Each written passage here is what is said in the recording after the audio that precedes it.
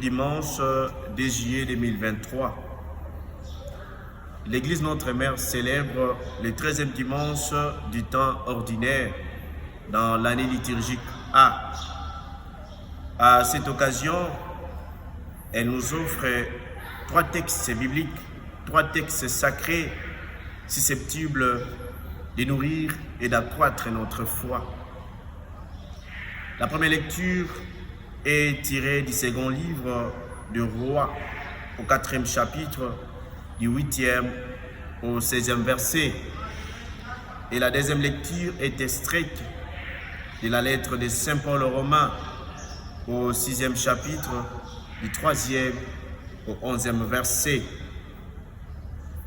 Enfin, notre évangile est pris dans Matthieu 10, versets 37 à 42. Bien-aimés de Dieu, rappelons que dans la première lecture, il s'agit là d'une histoire qui se passe en Israël. Qu'est-ce qui se passe en Israël? Le prophète Élisée est accueilli et logé comme un membre de la famille par un couple aisé, par un couple riche, par un couple pieux, mais sans enfants. Le prophète Élisée est donc bénéficiaire de l'hospitalité et de la générosité d'une femme sunamite. Et voilà que cette femme qui offre l'hospitalité et la générosité au prophète va recevoir en retour la grâce divine, la bénédiction divine, celle de concevoir un enfant et de le mettre au monde. Elle qui n'avait toujours pas eu d'enfant depuis beaucoup d'années. Nous savons bien que à l'époque, manquer un enfant était un signe de moquerie, était un motif de moquerie. Et cette femme sunamite va même proposer à son mari de construire une chambre pour le logement du prophète. Et voilà que dans cette première lecture, nous avons donc 2 attitudes. Celle de la femme, marquée par l'hospitalité et la générosité, et celle de l'homme, marquée par un silence consentant pour les biens du prophète. Mais de ces 2 attitudes, nous pouvons retenir quelques leçons de vie. Par rapport à l'attitude de la femme, nous pouvons retenir ceci. La Bible dans Proverbe 11, verset 25 nous dit « L'âme généreuse sera arrosée ». Voilà que cette femme sunamite est arrosée de la bénédiction divine, celle d'avoir un enfant. Et la leçon, c'est que la main qui donne, c'est la main qui reçoit. La compassion envers les autres entraîne la compassion sur soi. Qui sème l'hospitalité et la générosité récoltera en retour l'hospitalité et la générosité. Ça, c'est par rapport à l'attitude de la femme. Mais par rapport à l'attitude de l'homme, nous avons aussi là une leçon de vie. Celle d'être capable de favoriser les bonnes initiatives des autres.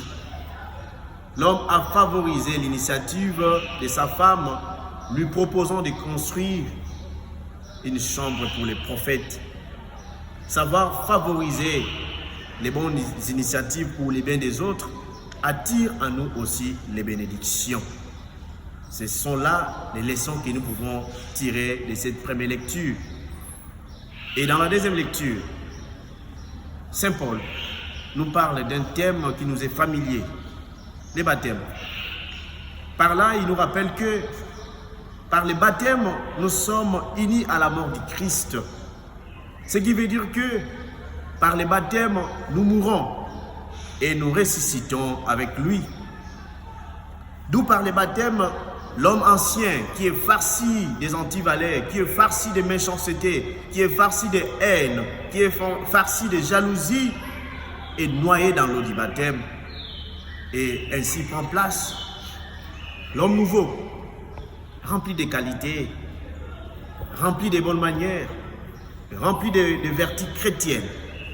C'est ainsi que pour nous chrétiens, faire du bien, être hospitalier, être généreux, faisant suite à la première lecture, n'est que la résultante de la nouvelle vie acquise par le baptême. Et dans l'évangile de ces jours, Jésus veut simplement que nous puissions l'élever au premier niveau d'importance. Parmi ceux et celles qu'on aime, parmi ceux et celles qu'on préfère, notamment papa, maman, frères et sœurs.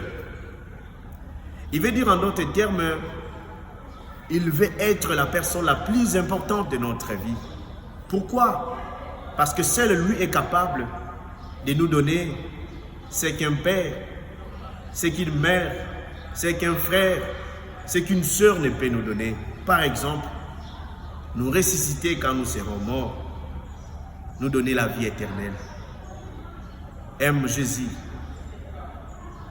au premier degré de ta vie. Aime Jésus au premier niveau de ta vie. Que Jésus soit la personne la plus importante de ta vie. Que le Seigneur vous bénisse et que Jésus bénisse aussi sa parole. Amen.